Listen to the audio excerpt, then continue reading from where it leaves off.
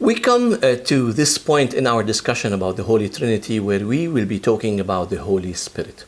The Holy Spirit, across the Christian history, and it is very well across the Christian world, has been ignored, or people have been ignorant about the nature and the personality of the Holy Spirit. When we talk about the Holy Spirit, the challenge or the problem is not talking about the Holy Spirit's deity, but even worse, it goes to the core where people do not understand that the Holy Spirit is a person. That's why when people speak about the Holy Spirit, even Christians, they speak about the Spirit as a power or strength or energy or, some kind of vague, windy something, probably because of the language used and probably because of the function of the Holy Spirit in the church. But today we're going to discuss the personality of the Holy Spirit, and we're going to discuss as well the deity of the Holy Spirit. When we talk about the personality, let's first define what indicates if a certain thing is a person or not a person. Now, across we have to understand that identifying the Holy Spirit as a person is a human terminology that we use. The term person is a human terminology that we use for any entity that has at least these three features: the mind, the will, and the emotions. These three things distinguish between a person and an unintelligent being, like animals or plants or all these dead stones or dead objects. So the question now comes to the point where, does the Bible speak about the Holy Spirit as having a mind of his own, a will of his own, and certain emotions? Does the Bible speak about that? And that's where we will start our investigation. After that, we're going to look into some personal traits as explored and as explained in the Bible. But first, we have to understand that the terminology used in the Bible about the Spirit sometimes gives some people wrong impressions. Let's say that, because the term spirit and the term wind in both the Hebrew as well as the Greek are, come from the same root, ruach, and even in Arabic, ruh, urih. In the Greek, it's the same indication.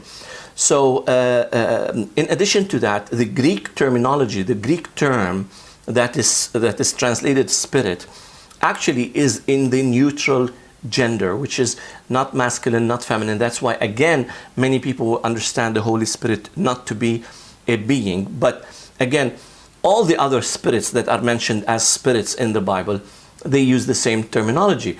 God is said to be a spirit. Humans are spirits, and still the same terminology as the Holy Spirit is used. So that doesn't indicate that men who have spirits are not persons. That doesn't mean that God, the creator of all, is not a personality. And we have to distinguish between a person and flesh, because a person can be like God is a person, but the personality of God doesn't make him material. He's not a material person, but he has a will of his own, a mind of his own, and emotions. And we will look into specific verses in the Bible that speak about the Holy Spirit, which exactly says that the Spirit has a mind, a will, and emotions. Let's start with the first verse, and we'll start with the mind. Does the Spirit have a mind? In Romans 8, verses 26 and 27, the letter to the Romans, chapter 8 and verses 26 and 27, these verses speak about the mind of the Spirit, the mind of the Holy Spirit. So I will read to you these verses. It says in verse 26, "Likewise, the Spirit also helps in our weaknesses, for we do not know what we should pray for as we ought. But the Spirit himself makes intercession for us with groanings which cannot be uttered. Now he who searches the hearts knows what the mind of the Spirit is, because he makes intercession for the saints according to the will of God." The mind of the Spirit. This is one verse that exactly mentions the mind of the Spirit. Another verse which indicates a mind of the Spirit is in the book of Acts, chapter 15 and verse 28. And in this verse, listen to these words. These are recommendations. It's a recommendation letter that came out from the apostles and the elders and the brethren in Jerusalem to the other churches. And within the context, it says in verse 28, "For it seemed good to the Holy Spirit and to us to lay upon you no greater burden than these necessary things." Now, when this verse says, "For it seemed good to the Holy Spirit and to us," it seemed good is a term that indicates a mind. So the Holy Spirit thought it was good. Actually, this is one of the potential translations of the Greek word. The Holy Spirit thinks or sees, or the perspective of the Holy Spirit on this is that we do not put on you, maybe perspective is a wrong thing, because the Holy Spirit is God and he has the real perspective of things. But again, this is the indication of the term, "it seemed good to the Holy Spirit." So the Holy Spirit thought it is good to do so and so. And this is indicated in this verse. So these two verses indicate that the Holy Spirit has a mind. Now, does the Holy Spirit have a will of his own? We go now to 1 Corinthians chapter 12. 1 Corinthians chapter 12 in the context of speaking about the spiritual gifts. And in verse 11, it says these words. 1 Corinthians 12. Actually, it starts from verse 8 to verse 12, but verse 11 is the one specifically I would like to read to you. "But one and the same Spirit works all these things, distributing to each one individually as he wills." Now, if you go to the context, he's speaking here about the gifts of the Spirit. And the Spirit here in the context is again the Holy Spirit. You can go to verse 3 to see how the Spirit is mentioned as the Holy Spirit. And then after that, the Spirit is mentioned many times. And this is part of these times where it says that the Holy Spirit distributes to each one individually as he wills. So the Spirit, or the Holy Spirit, has a will of his own. Now, another verse, which is very interesting, is mentioned in John, in the Gospel of John, chapter 3. In the context of Jesus speaking about the second birth, Jesus says a sentence, which is sometimes wrongly translated in many translations, because I believe that the context indicates that it should be translated spirit, not wind, because again, in the Greek language, it is the same word. So in John chapter 3, verse 8, it says, "The wind blows where it wishes, and you hear the sound of it, but cannot tell where it comes from and where it goes. So is everyone who is born of the Spirit." Now, the term wind is the same term that is translated spirit. And it's more clear and more evident from the context that here he's saying that the Spirit blows where he wishes. You hear his sound, or you listen to his voice, but you cannot tell where he came from and where he goes. So is the one born of the Spirit. So it is the Spirit and those who are born of the Spirit. And in the previous verses, you can see Jesus speaking about being born of the Spirit. So again, in this place, it says, the Spirit blows where he wishes. I think there are certain translations that here, instead of translating it as wind, they put it as spirit and he wishes. So again, there is a will or a wish, because again, in the original, the term is the same, one and the same. So again, we have proven that that the Holy Spirit has a mind. We have proven that the Holy Spirit has his own will. And now let's investigate if the Holy Spirit has emotions. In Ephesians 4:30, the Holy Spirit is said to be grieved. So the letter, Paul's letter to the Ephesians, and chapter 4 and verse 30. It says these words, "And do not grieve the Holy Spirit of God, by whom you were sealed for the day of redemption." And the same terminology is used as well, even in the Old Testament, in Isaiah chapter 63. In Isaiah chapter 63, it speaks about how people have grieved the Holy Spirit. And verse 10 says, "But they rebelled and grieved his Holy Spirit. So he turned himself against them as an enemy, and he fought against them." So here we have proven that the Holy Spirit has a mind, and we gave 2 examples from the Bible, biblical verses. The Holy Spirit has a will of his own, and we gave 2 verses. And the Holy Spirit has emotions. He can be grieved. He can be saddened by our behavior. And we gave as well 2 proofs or 2 biblical verses. Now, let's go further and see the other features or other mentions of the Holy Spirit, where the Spirit is said to have personal traits or personal features. Now, if you look at the book of Acts, there is a very interesting element in the book of Acts where you can see the Holy Spirit speaking and saying. And this is not 1 or 2 verses. This is like multiple verses where it's clear that the Holy Spirit says and speaks. You cannot say that a power or an energy can speak, but in the book of Acts, the Holy Spirit speaks all the time. Let's see some examples. Let's go through them. And we'll start with Acts 8:29. Acts 8:29 says these words, "Then the Spirit said to Philip, 'Go near and overtake this chariot.'" Here we see the Spirit speaking, and the words are in brackets. It's a direct speech. The Holy Spirit speaks. Only a person can speak. And this is repeated in Acts 10:19, where it says, "While Peter thought about the vision, the Spirit said to him, 'Behold, 3 men are seeking you.'" Again, this is direct speech. Let's go further. Actually, no, we're going to read one more verse. "Arise, therefore, go down and go with them, doubting nothing, for I have sent them." The Holy Spirit is saying, "I have sent them." Only a person can say "I." Only a person can say "me."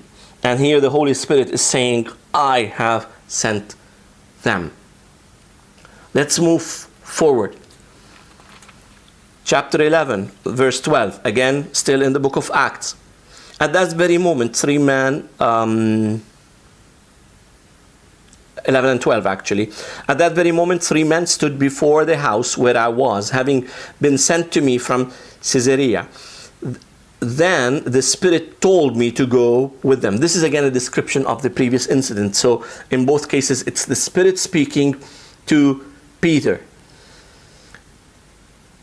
Chapter 13, Acts chapter 13 and verse 2. This is a very interesting verse. "As they ministered to the Lord and fasted, the Holy Spirit said, 'Now separate to me Barnabas and Saul for the work to which I have called them.'" The Holy Spirit is speaking and he's saying, "Separate to me." Again, that is a personal pronoun. The Holy Spirit said. It was a direct speech and including a personal pronoun. You cannot say that the Holy Spirit is not a person when the Bible is using such method in describing how the Holy Spirit communicates to us. Again, still in the book of Acts, chapter 21 and verse 11. It says, "When he had come to us, he took Paul's belt, bound his own hands and feet, and said, 'Thus says the Holy Spirit, so shall the Jews at Jerusalem bind the man who owns this belt and deliver him into the hands of the Gentiles.'" Again, if you doubt that when the book of Acts says the Spirit, the Spirit, the Spirit, the Spirit, here it says the Holy Spirit. So identifying what the Spirit means when it says the Holy Spirit says. Thus says the Holy Spirit, and he starts a direct quote from the Holy Spirit. Not only in the book of Acts, in other biblical texts, we see in 1 Timothy 4 and chapter 4 and verse 1, it says, "Now the Spirit expressly says that in latter times some will depart from the faith, giving heed to deceiving spirits and doctrines of demons." Again, the Spirit here speaks. Again, in Hebrews chapter 3, Hebrews chapter 3 and verse 7. "Therefore, as the Holy Spirit says today, if you will hear his voice, do not harden your hearts as in the rebellion in the day of trial in the wilderness." We see quotation after quotation and Bible verse after Bible verse that speak about the Holy Spirit and says that the Holy Spirit speaks. He uses personal pronouns, I and me and my. When it is personal pronoun, it is personal. And the Holy Spirit is, obviously, if we read the Bible, is a person, not an energy, not a force, not a power. He is God himself, as we will see later. So, let's go further. What does the Bible say about the Holy Spirit? In 1 Corinthians 2:13, it says that the Holy Spirit teaches. In Romans 8:26, it says he intercedes. We read it a while ago. In Revelation 1:4, he sends greetings. Actually, if you look at that, it's a Trinitarian greeting. It says, greeting, let's go read it in the introduction of the book of Revelation. It's very interesting to see that.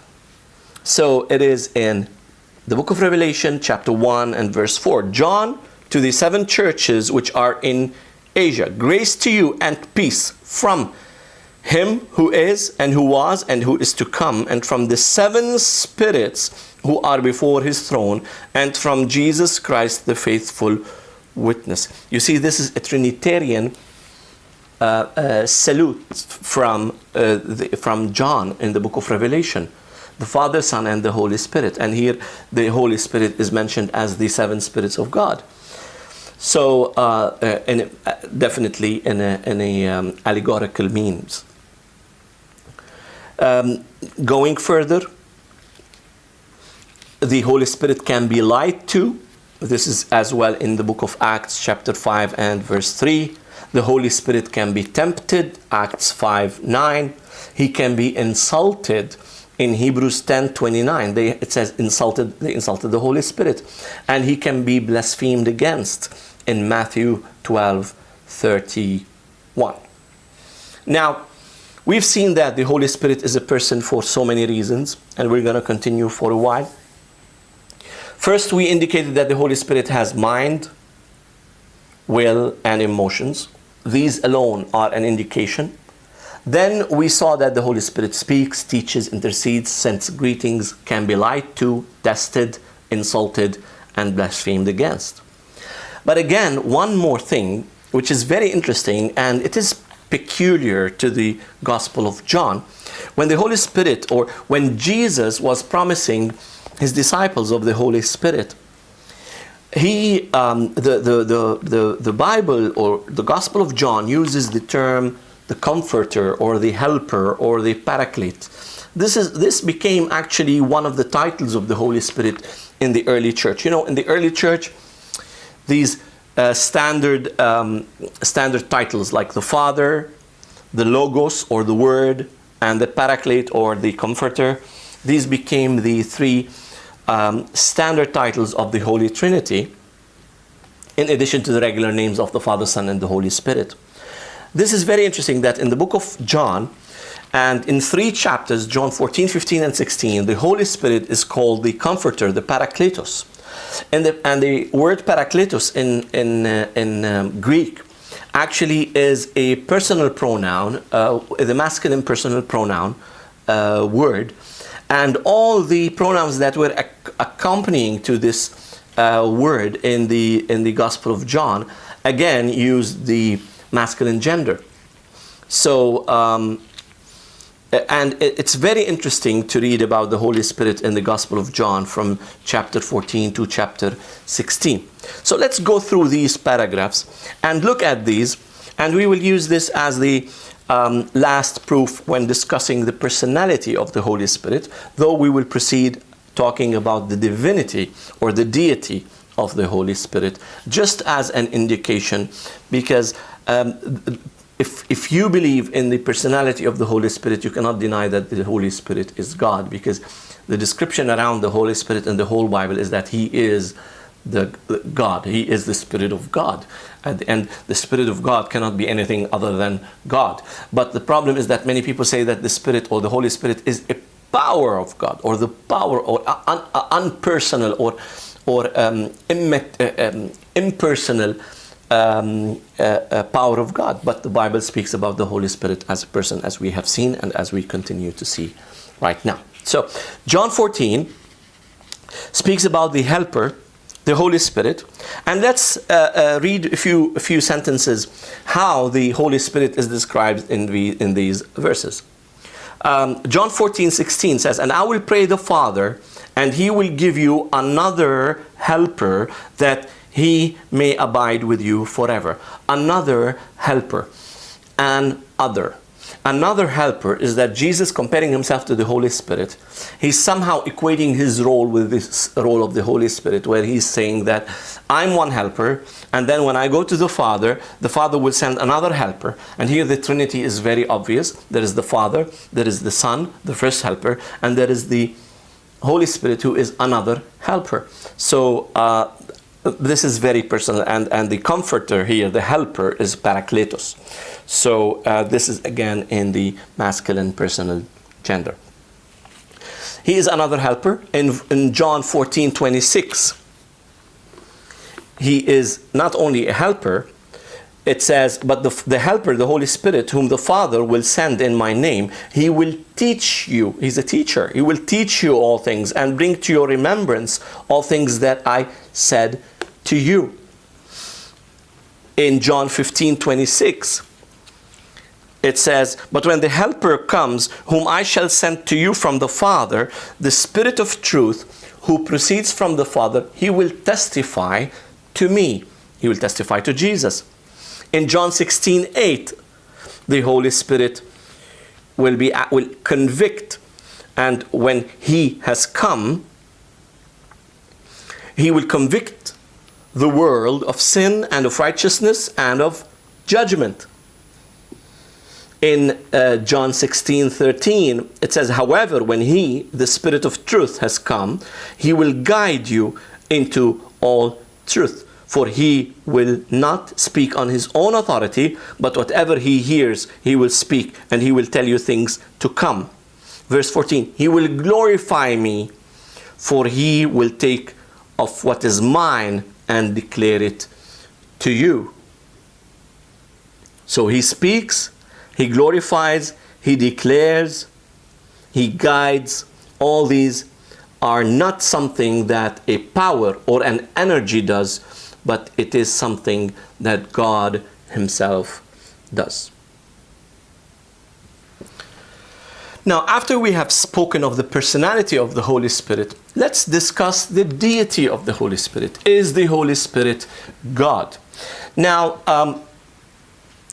if you concede to the fact that the Holy Spirit is a person, you cannot treat the Holy Spirit other than how you treat God, because again, He is the Spirit of God. Now let's look at some evidences that prove that the Holy Spirit is God from the Bible. We're going to be brief, because that's not a topic that is helpful in proving the Trinity, because as long as you believe in the personality of the Holy Spirit, that comes as something obvious that doesn't even need discussion. But let's look at a few verses. Number one, The Holy Spirit is called God, Lord, or Yahweh in different places in the Bible.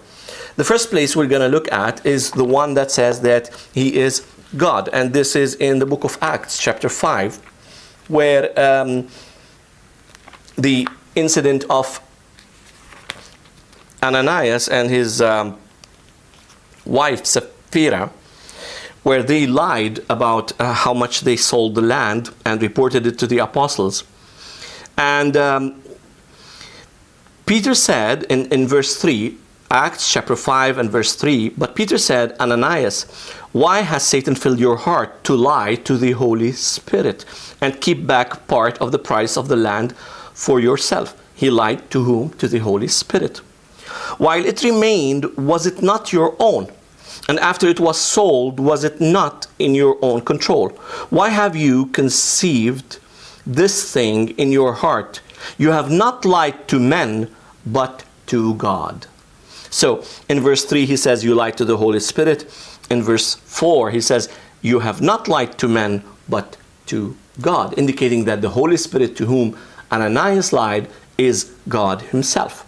Again, in the book of Acts, if we go to Acts chapter 28 and verse 25, and this is a direct quote from the Old Testament, from a very interesting paragraph in the book of Isaiah chapter 6. Listen to these words.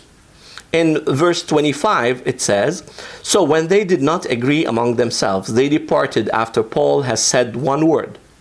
The Holy Spirit spoke rightly through Isaiah the prophet to our fathers, saying, the Holy Spirit spoke through Isaiah, saying, go to this people and say, hearing you will not hear, and shall not understand, and seeing you will see, and not perceive. For the hearts of this people have grown dull. Their ears are hard of hearing, and their eyes they have closed, lest they should see with their eyes and hear with their ears, lest they should understand with their hearts and turn so that I should heal them. This is a direct quote from Isaiah chapter 6. In Isaiah chapter 6, the very interesting words in Isaiah 6:9, and if you know the incident very well and you have read the Bible thoroughly, you will remember that in this paragraph, God Himself spoke these words, and the Bible calls Him the Lord of hosts. Because in verse 3, Isaiah 6:3, it says, and one cried to another and said, holy, holy, holy is the Lord of hosts. The whole earth is full of His glory.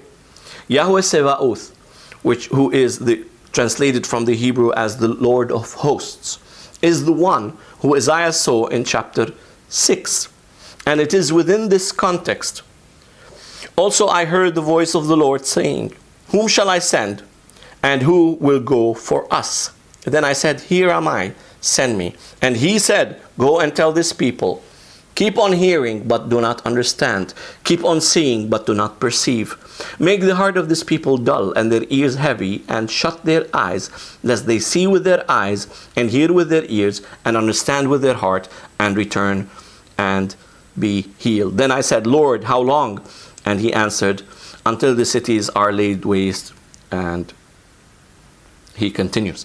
So this is in the context of Isaiah standing before a manifestation of the Lord of hosts, Yahweh Sebaoth. And here in Acts 28, this is mentioned of the Holy Spirit. Let's go to a third verse which speaks about the Holy Spirit as Lord. So here we see that the Holy Spirit was called God.